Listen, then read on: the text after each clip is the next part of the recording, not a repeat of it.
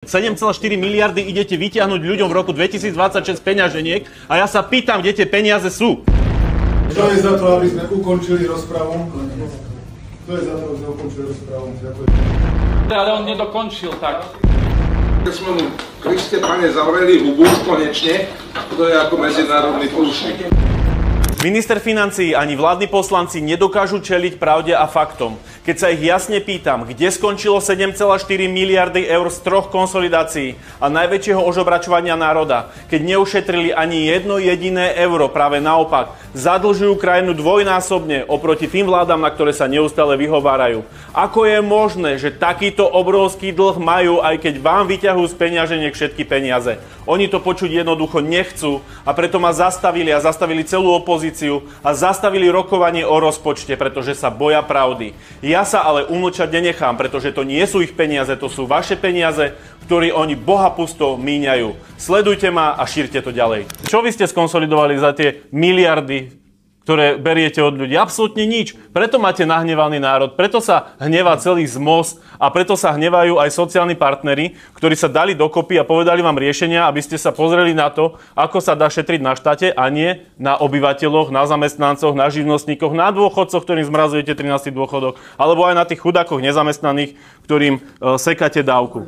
Pýtajú sa všetci ľudia na Slovensku. Kde sú peniaze z 2 konsolidácií a kde majú skončiť tie z tej tretej, keď vôbec neznižujete deficit? Ešte inak to poviem, lebo to máte radi, oháňať sa miliardami. Znova tabuľka.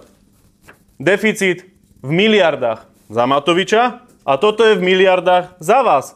6,4, 7, 7,1, 6 miliard plánujete deficit na budúci rok a Rada pre rozpočtovú zodpovednosť vám dneska povedala, že to vidia na 6,5 miliardy. 2027 7,6 miliardy deficit. Každý rok. 2019 je tu? Áno, vtedy, keď ste skončili v hospodárení na 21. mieste spomedzi všetkých krajín Európskej únie. Vtedy myslíte, keď polovica krajín hospodárila s prebytkom, tak vy ste boli ďaleko na chvoste Európskej únie. A to je pravda, pán minister, pretože keď sa rozprávame o tom Francúzsku, a vy ste o tom Francúzsku povedali, tak sa pozrite, kde to Francúzsko bolo v hospodárení, kde to Francúzsko bolo a že ste mu boli vždy bok po boku na tom konci tých priečok v hospodárení krajín Európskej únie. A že ste pri ňom aj teraz, máte tretí najrýchlejší nárast dlhu spomedzi všetkých krajín Európskej únie za minulý rok. A to je pravda.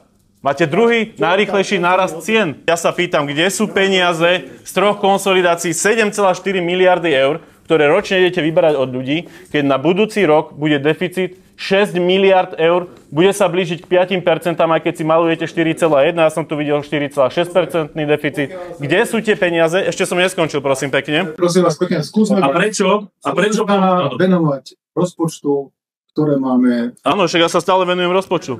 Povedzte mi, kde z tých konsolidácií majú byť tie peniaze, lebo v rozpočte ich vidím akurát tak rozdelené medzi jednotlivé ministerstva. Povedzte mi, prosím vás, ako je možné, že v rozpočte sľubujete ďalšiu konsolidáciu na úrovni takmer 3 miliard eur, keď 7,4 už idete od ľudí vyberať a nevidím tam poriadne znižovanie toho dlhu, vlastne ho nevidí nikto, nevidí ho ani NKU, nevidí ho ani... Áno, čak ja stále sa pýtam otázky, pán Blchač.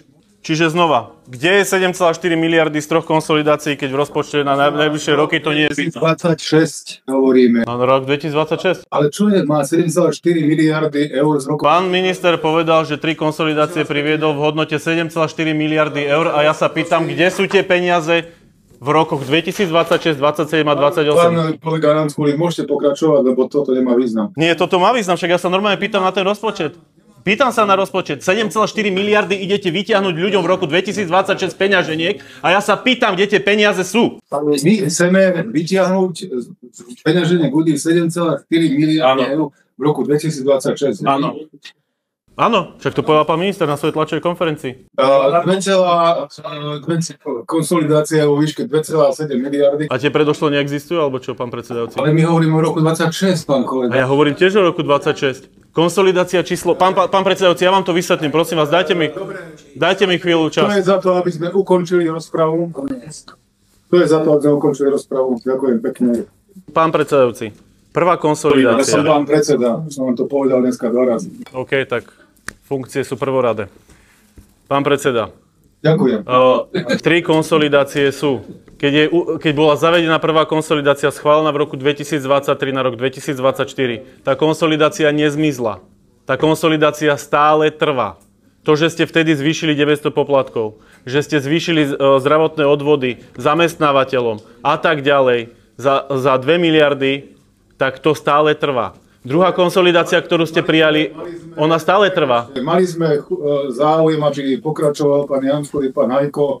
Samozrejme, nevyužili. Kto je, ešte raz sa pýtam, za to, aby sme ukončili rozpravu. Ale veď dobre, ale on nedokončil, tak. A teraz je čo? Tuto, keď sme mu, Kriste, pane, zavreli hubu konečne, to je ako medzinárodný porušník.